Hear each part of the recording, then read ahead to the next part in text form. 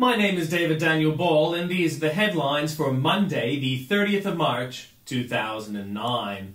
Zervis's brother gunned down as bikie war escalates. Rudd rivals Hawke as most popular PM, says poll. Logie nominees announced. Mark Priestley nominated for posthumous Logie. Shots fired at business near King's Cross. $900 stimulus handout challenged today in court. Girl 5 decapitated at birthday party. Girl bashed at a late school's dance. I feared for my son's life, says Darcy's dad. How about when he was so drunk he didn't know who or what he was hitting? Public need not fear new bikie laws. New South Wales government pleads for the public to understand.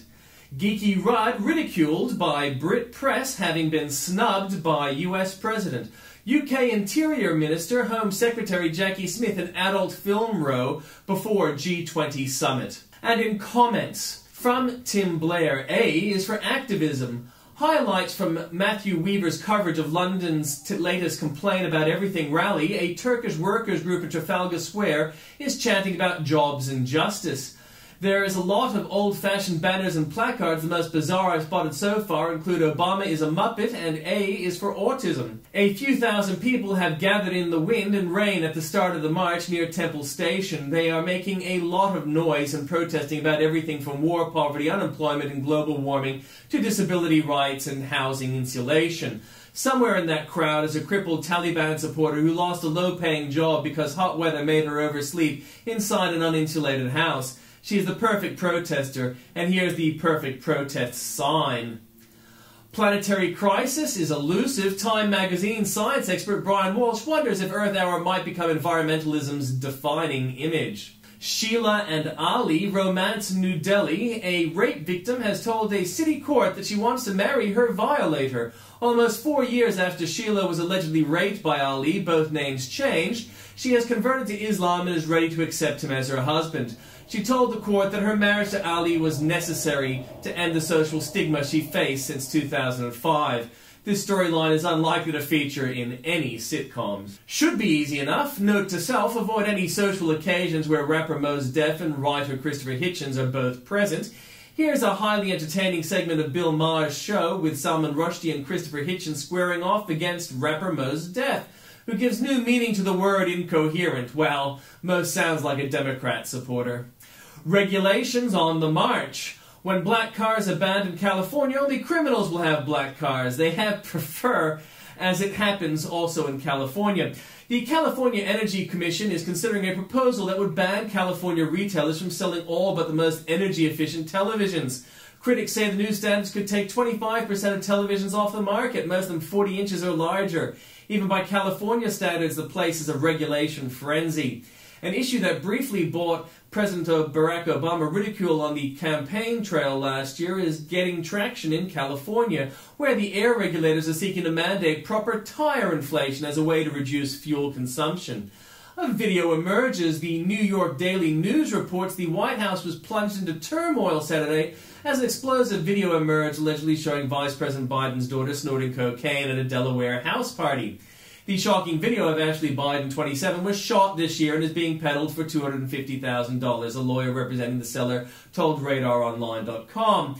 The news is getting ahead of events in the second paragraph. The video is still only alleged to be Biden. Either way, expect various privacy concerns to be raised over this. She didn't run for office, she isn't a public figure, the media shouldn't cover it, and so on. You know, the same concerns were raised in the case of the mother of the boyfriend of former vice presidential candidate Sarah Palin's daughter.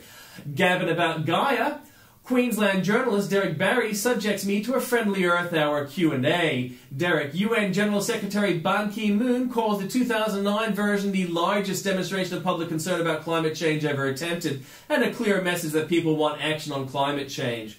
Tim, the UN General Secretary Ban Ki-moon at least has the right name for a lights-out enthusiast, but if he thinks that middle-class slumber parties and candlelit dinners are a clear message for action on climate change, he's mentally ill.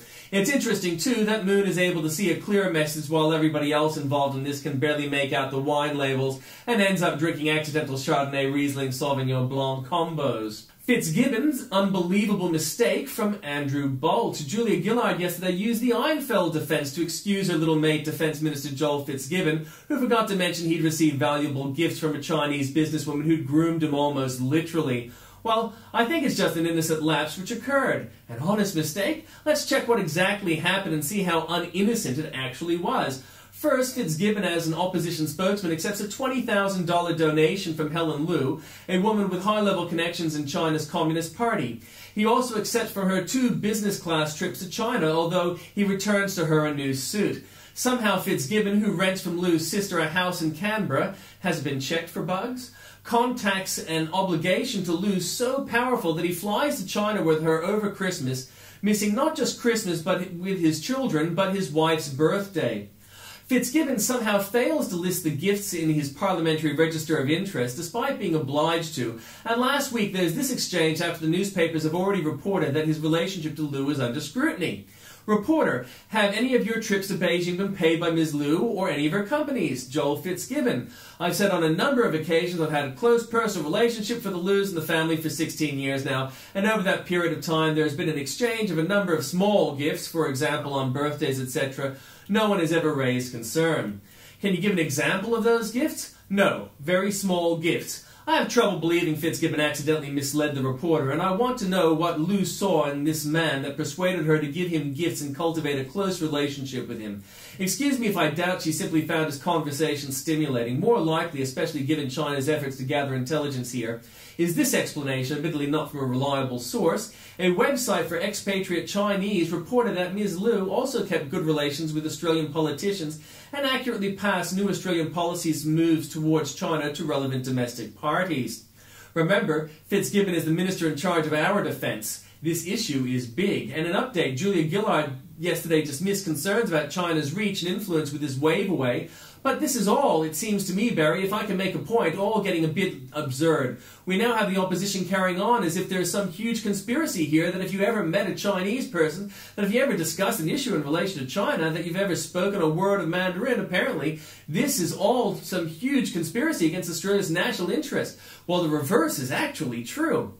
Here's today's absurd news about China's reach and influence. A cyber spy network based mainly in China has tapped into classified documents from government and private organizations in 103 countries, including the computers of Tibetan exiles, according to Canadian researchers. Which puts in context former Foreign Minister Alexander Downer's point. According to Downer, Defence Signals Directorate and Defence set up secure communication system for central government players from their Blackberries to their personal laptops. In Fitzgibbon's case, the allegation is that DSD was spying on him potentially illegally when it discovered Helen Liu's bank account details. In our conversation, Downer invited everyone feverishly scrutinizing Fitzgibbon to reverse their order of thinking. According to the former foreign minister, it is an ongoing duty of defense to protect their minister from anyone hacking into their computer. In other words, it may be that the information DSD discovered about Liu was a duty of care, not a case of unauthorized spying. Relieved of the constraints of office, Downer was explicit. The major culprit when it comes to hacking into computers of foreign governments is China, not the Yanks, the Brits, or even the Russians. It's now global yawning. The doom-mongering finally met consumer resistance during Earth Hour, even in post-heat wave Melbourne.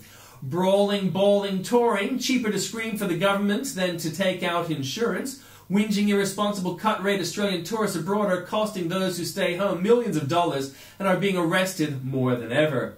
Money gone, soldiers sacked. The Rudd government has spent so much money on pink bats, free cash and public housing that has left none to hire soldiers. Not the faith, but the violence. Paul Sheehan says it's not Islamophobic to be worried by violence. A long and disturbing list follows at the link. Rudd-style spending too much even for Europe. The reckless Ruddonomics of fellow leftist Barack Obama, Gordon Brown and Kevin Rudd has been rejected by Europe.